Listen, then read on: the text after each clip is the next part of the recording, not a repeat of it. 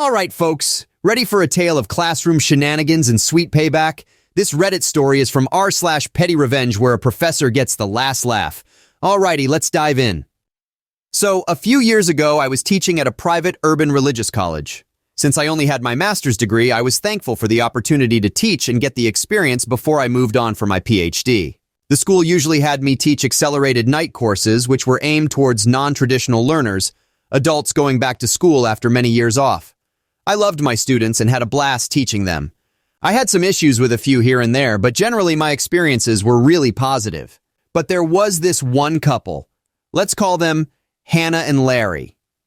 That semester I had been asked to cover a more traditional course at the last minute. Rather than being accelerated, it met 3 times a week for an hour all semester. Furthermore, the last was very small, only about 4 students, which would have been fine. Small classes can be great, and a paycheck was a paycheck, if it hadn't been for Hannah and Larry.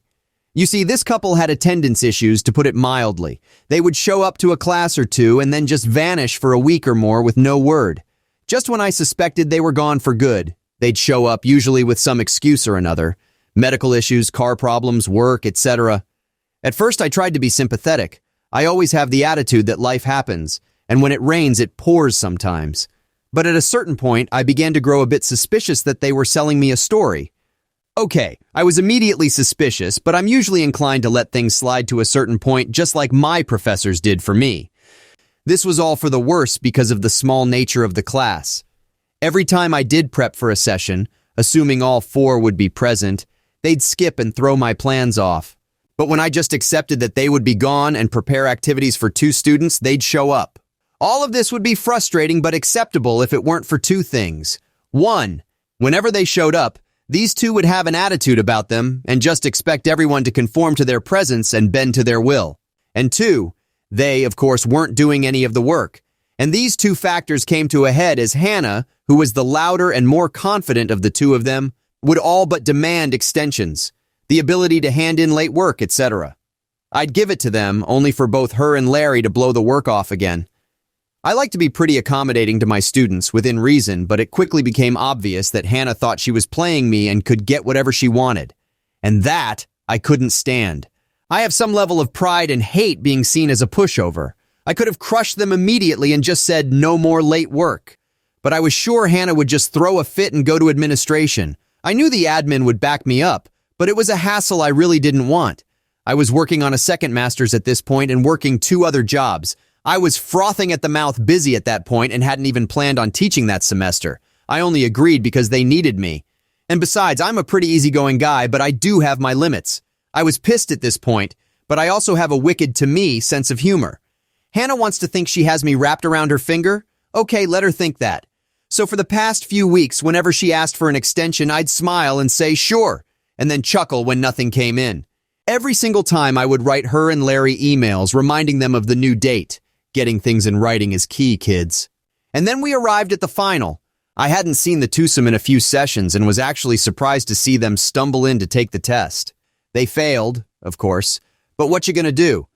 Hannah comes up to me in front of the class and asks for another extension. I put my best teacher voice on and said I was disappointed, but fine, life happens. However, I was posting grades the next weekend, so the absolute last minute I would accept anything late was Friday at 11:59 p.m. The second it hit midnight, my books were closed. I asked if they both understood, and they summoned up a bit of solemnness when they assured me that they did. Good. I confirmed it in an email and then sat back to grade the finals over the week. I mean, there were only 4. It wasn't that much work. I knew there was a risk that they'd follow through and I'd end up with a semester's worth of work to grade. But I was feeling pretty confident that that wasn't going to happen at this point. Friday night rolls around. I didn't work my other jobs that day and my own schoolwork was done. So I decided to buy a few beers and kick back to play some video games and relax. I look down at a certain point and realize that it's midnight. I open my email, remind everyone that the books are now closed. If I give an extension, it's open to the whole class. I'm not playing favorites. Not that anyone else needed it. I cracked open another beer, let out my best supervillain laugh, and went back to my game. Sunday comes around and I'm posting the final grades for the semester. I usually hate failing students, but I admit that I had a smile on my face as I assigned Hannah and Larry their well-deserved Fs. 10 minutes after I hit save for the grades, I hear the familiar sound of my email going off on my phone, followed by another. Now, who could this be? It is, of course, Hannah and Larry. Larry's email can best be summed up as, "Oh my God, didn't you get my email with the work? I sent it on Friday."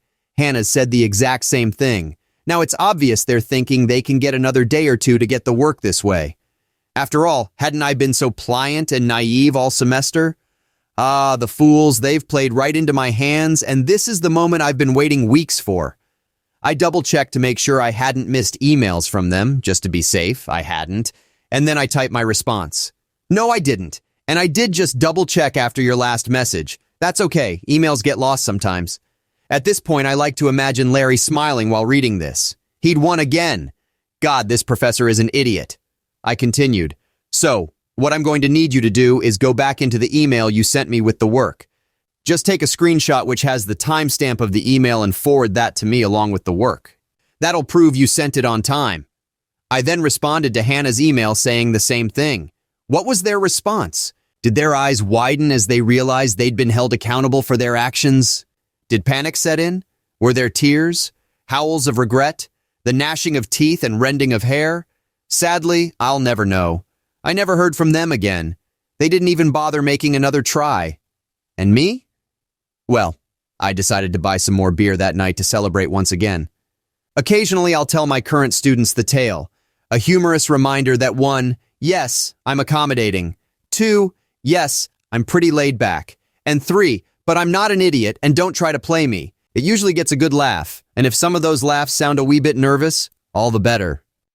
Well, folks, it looks like Hannah and Larry were so used to living life on the edge that they fell right off it. Our professor protagonist sure does know how to be patient, doesn't he? He's like a cat watching a couple of very clueless mice, just waiting for the right moment to pounce. And when he did, oh boy, was it a sight to behold.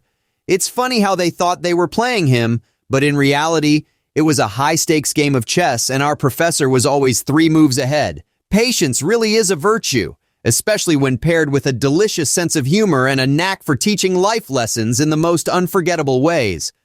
But let's give a moment of silence for our dynamic duo's academic dreams. They flew too close to the sun on wings of laziness and ended up getting burned. I guess they found out the hard way that deadline has the word dead in it for a reason. And their audacity to still try and game the system at the last minute, it's almost impressive. Almost. Remember, folks, don't play games with people who have more experience, especially when it comes to the game of life. The dice have a way of landing in their favor every single time. And if you think you're outsmarting them, chances are you're just playing yourself. Or in other words, don't bring a knife to a gunfight, especially when you're dealing with a professor who's seen it all. Alrighty, let's take a look at some of the top comments. I remember one time a student pulled the, "My paper is done, but my laptop died right before I could send it.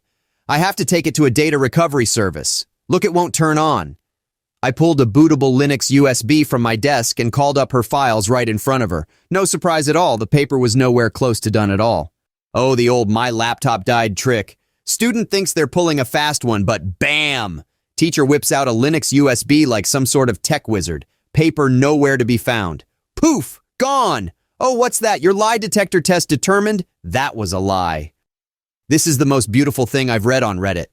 I remember watching people like this around me in high school and college, and it terrified me because forever and ever, I've had a lot of issues in life and have needed extensions. I've always been scared that someone else is going to burn the accommodating teachers and ruin it for people who actually need it. I complied with every extension I was ever given, because it only takes one a-hole to ruin it for everyone. Oh, aren't we all scared of being the good apple in a rotten bunch? This comment just gave me a reality check, folks. You're on thin ice, constantly terrified that one class clown is going to ruin your chance at a lifeline. I'm sure teachers have a sixth sense for this stuff. They can sniff out the schemers. Remember, don't be the a-hole. Just don't. Hey, wait! Before you go off chasing your next internet rabbit hole, don't be a digital Larry or Hannah, and make sure you hit that like button and subscribe, because over here, we always appreciate your attendance. Anyways, stay safe out there in that crazy world. Much love, peace.